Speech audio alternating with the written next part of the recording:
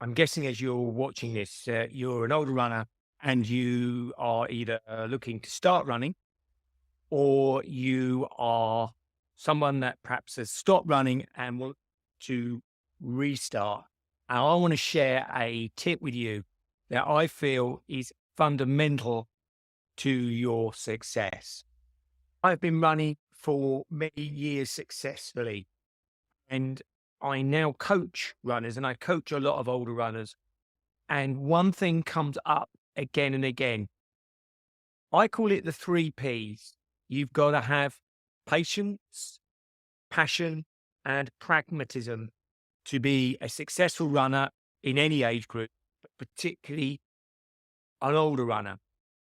But this one tip I'm going to share with you, I think overrides all those when you return to running as an older runner or you start running as an older runner. The tip I want to share with you is simple: meet yourself physically. Now, you might be all watching this video. "Oh, I thought it was going to be something much more sexier and profound." But as a runner and as a running coach, I see this again and again. And I'm sorry to be directly sexist here, but if you're a male watching this, this applies to you even more.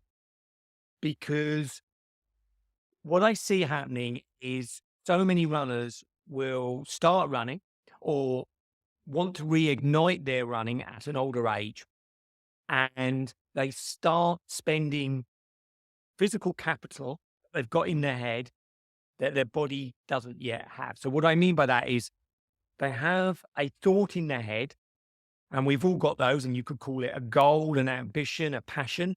And as I said earlier, passion's important, but they're spending more than their body actually has at this present moment in time. And like a bank account, if you begin spending more than you actually have in your account, you become very quickly overdrawn. And when runners become overdrawn, particularly older runners, then two things are going to happen. You're either going to get injured or it's going to be so horrendous when you first go back that your brain goes, why did I want to do this in the first place? And as an older runner and as an older person, you're probably going to go, no, this isn't right. Society has told me that I shouldn't be running. And look, my body has told me I've gone out and it's been horrendous and I've ate for 6 days and I couldn't sit on the toilet and all those things. And some of that is true. Your body doesn't recover as quickly. However, if you meet yourself where you are presently at, so you do an inventory, you go, well, okay, how much exercise am I actually doing at the moment? How sedentary is my life at the moment? And you be brutally honest with yourself, not to bring yourself down, but just to get an inventory of where you're at now.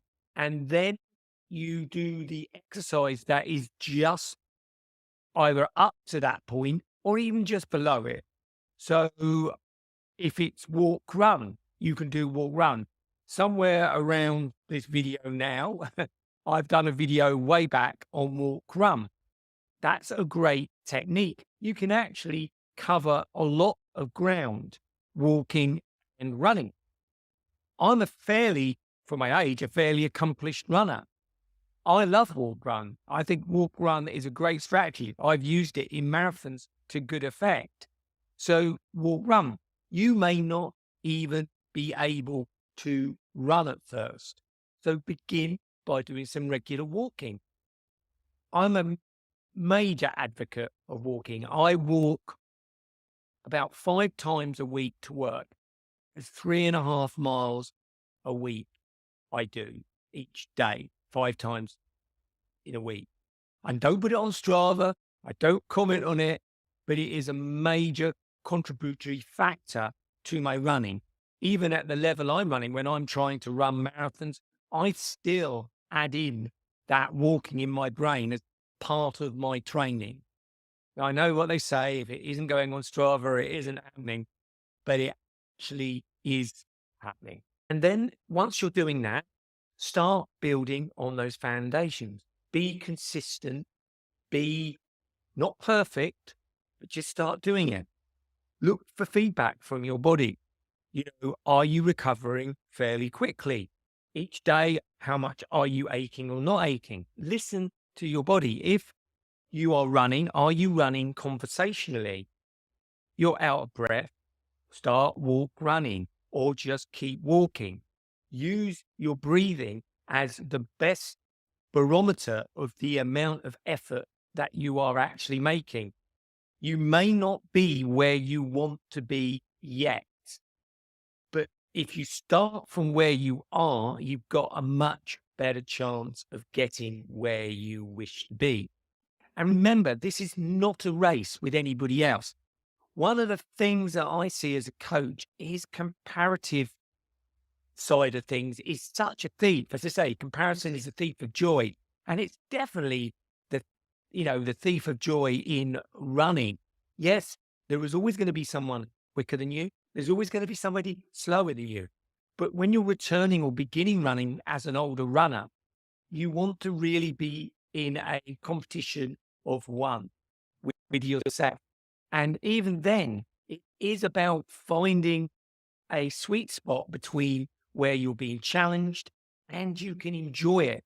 Because if you enjoy it or at least get something from it, guess what? You're going to go out again. And if you go out again, you're going to improve. Now, what you improve to will be very much dependent on those 3 Ps I mentioned earlier. How passionate are you going to be? That will have a factor. But at the end of the day, what I do know is if you do not meet yourself where you're at with your running when you start, and this applies to all age groups, but the point being is, unfortunately, as we get older, we've got less bandwidth to fly by the seats of our pants. That's the harsh reality. When I was 21 and I hadn't run for 6 or 8 weeks and I bombed out and did a run, I could get away with that. You unfortunately, as you get older, can't. What you can do is be more strategic and less ego-based. And that way you can start up a running program for yourself. You can get going. You can get consistent results, consistent improvement, and just as importantly, consistent enjoyment. Yes, enjoyment from your running. I hope this tip's helped. I know it's a bit, when it's said out there, it's like, yeah. But if you look at success and failure in runners that are old, this is the tip I think is either ignored or used, that either garners success or garners ultimately failure, and runners being disillusioned, older runners being disillusioned with their ability to begin running again or start running. Hope you've liked the video. If you have, give it a like or subscribe to the channel. And I hope to see you really soon. Bye for now.